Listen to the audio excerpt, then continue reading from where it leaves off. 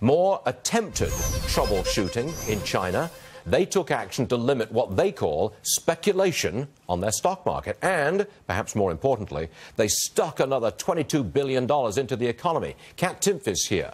All right, Kat, I want to talk about the China relationship here, because there's a state visit from China's leader in America next month. Yes. It's really coming up.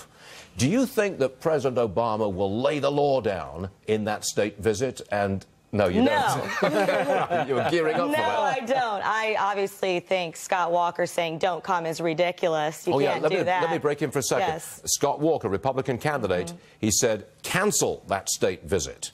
I think that's going... Passive-aggressive is not a way to lead a country necessarily. But can we rely on President Obama to really go at it with China's leader in private? You know, I think that they will talk mostly about how great it is that they're both committing to limiting carbon emissions. Oh, my God. I'm not joking. I bet you that's what they focus on. China does not limit. They reached a deal with that. They're going to talk about stuff like that because it's easier. They'll talk about anything but the tough stuff that's hard, because that could make them look bad. But in private, they've got to have to be going at the economic relationship, which is really turning sour. I doubt it. I don't have a lot of faith in it. I really don't. I don't think he knows what he's doing.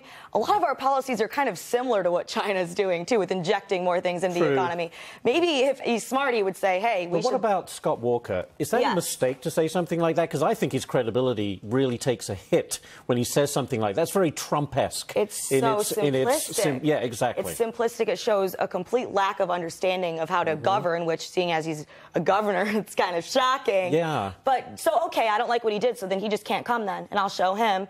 That's what middle school girls do. You can't come to my sleepover. You know, you can't. This is way too serious for something like that. Speaking of serious, I'm going to interrupt you for 1 second, Kat. I'm going to bring you some breaking news. We've got a shooting in Virginia.